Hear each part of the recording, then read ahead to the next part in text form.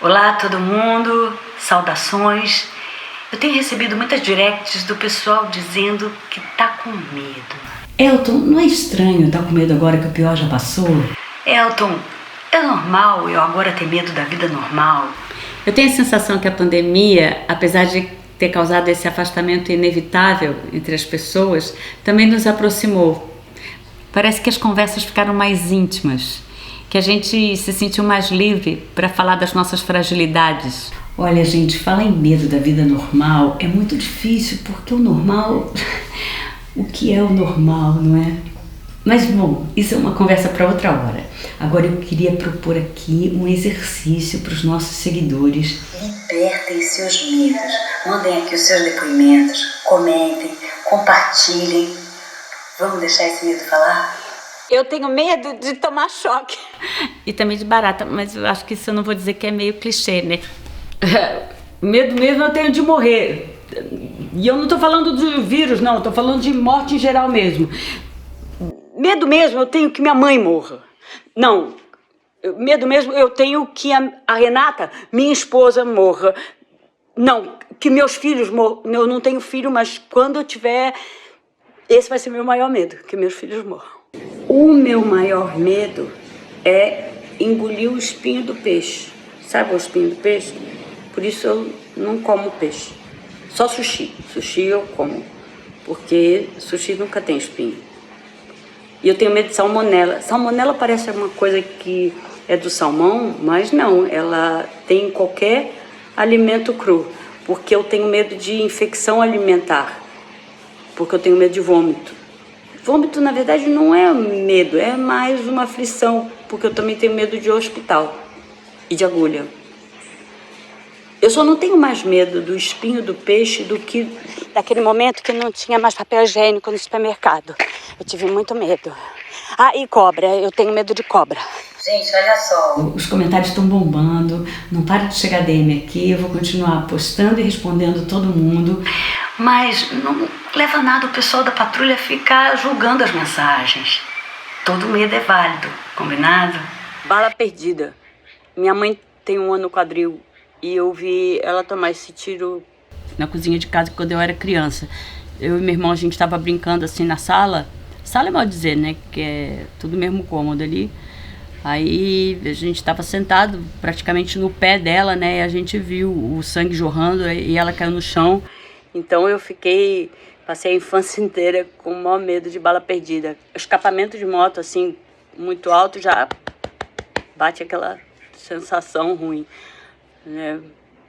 E meu irmão e eu somos gêmeos. Sabe como dá para saber quem é quem? Porque ele tem uma cicatriz na testa. Coronhado da polícia aqui, bateu primeiro e perguntou depois, porque onde eu moro é assim.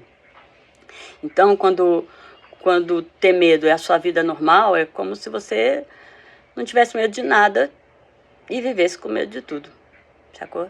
Gente, desculpa, eu acho que eu entendi errado a proposta, porque diante do que foi dito aqui, eu até perdi meu medo de choque elétrico. É verdade, eu até enfiei meu dedo ontem na tomada de propósito para ver se passava.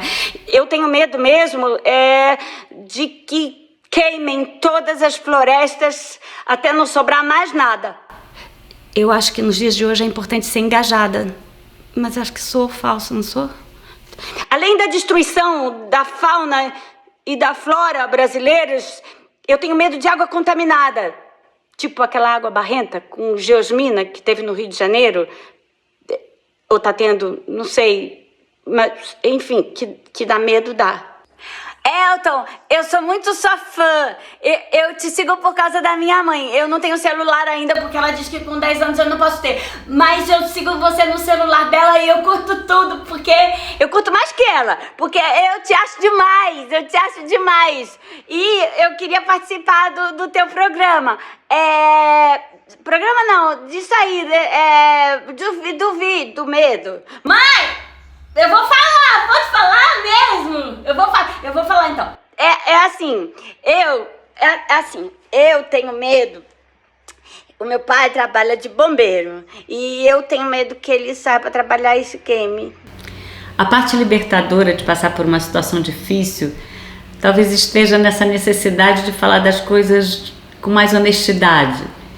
O outro lado, ou um dos outros lados, talvez seja que essa situação da pandemia tensa, de alerta permanente, pode tornar alguns monstros reais ainda mais reais e alguns monstros imaginários ainda maiores.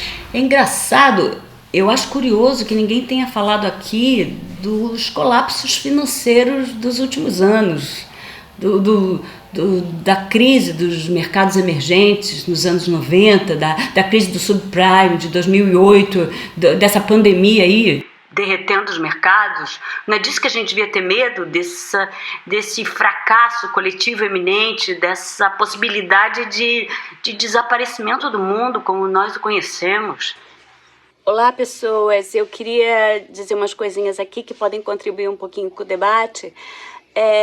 Quando chega uma figura aqui dizendo o desaparecimento do mundo como nós o conhecemos, putz, amigo, errou rude, viu? O mundo não é só bolsa caindo, não. Nem câmbio desvalorizado. Isso aí só existe porque alguém inventou. E muita gente resolveu acreditar. Eu posso ter só 17 anos, mas eu tenho maturidade suficiente para perceber que as gerações que vieram antes da minha, cara, vocês estragaram tudo. O mundo é gente, meu caro. A vida real é gente. Vou ter medo de vírus? Medo eu tenho de gente.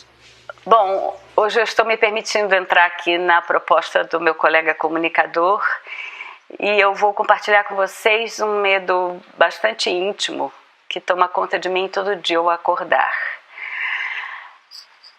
O medo de descobrir quais são as mais recentes atrocidades, eu digo notícias, que eu terei que transmitir para vocês, caros espectadores. E eu agora desenvolvi medo de perdigoto, medo de espirro, de tosse, medo de quem fala alto, de quem não usa máscara. Enquanto não tiver vacina, eu não vou ficar sossegado, não. Eu também tive muito medo de pegar o ebola nos anos 90 e eu agradeço a Deus não ter chegado aqui. Ah, eu lembrei de outra coisa. Além da destruição da natureza, eu tenho muito medo de Deus não existir. Olha, essa daqui é a porta do quarto do meu filho, Tiago. Ele tá fechado aí há meses. Eu tenho medo que ele nunca mais saia. Medo não, eu tenho muito medo. Cada vez mais, eu tenho pavor. Eu nem consigo dormir direito porque eu fico sonhando que a porta abriu. Tá ouvindo, Ti? Tiago, eu tô falando de você. Eu tô contando tudo na internet. O fato é que não existe uma régua. Como cada um tem seus medos, cada um tem a sua escala. O maior e o menor medo de alguém são medidos pelas experiências. É claro que vai haver diferenças, mas também vai haver pontos de contato, medos em comum entre você e o outro. E eu fico pensando que, em vez de deixar esses medos nos dividirem, a gente precisa fazer com que eles nos unam, para que a gente possa, quem sabe, vencê-los. Eu tenho medo de quem planeja atentado à bomba, de quem faz piada com estupro, de quem idolatra torturador, de quem fala e daí pro sofrimento dos outros. Eu tenho medo de ter filho, colocar uma pessoa no mundo onde gente assim é admirada, tá ligado? Eu tenho medo de quem quer ter arma para andar na rua, gente que mente tanto que acredita nas próprias mentiras, gente que não vê beleza na diferença. Eu tenho medo pra cacete de gente que não entende que a gente tá na mesma lama. Ao mesmo tempo, e bem juntinho, irmão. Dá muito medo ver quem não entende que o bagulho só vai funcionar se a gente funcionar junto. Gente que transpira sangue pelos olhos, que só quer massacrar, destruir. Como é que a gente faz pra se livrar desse medo? Diz aí, guru.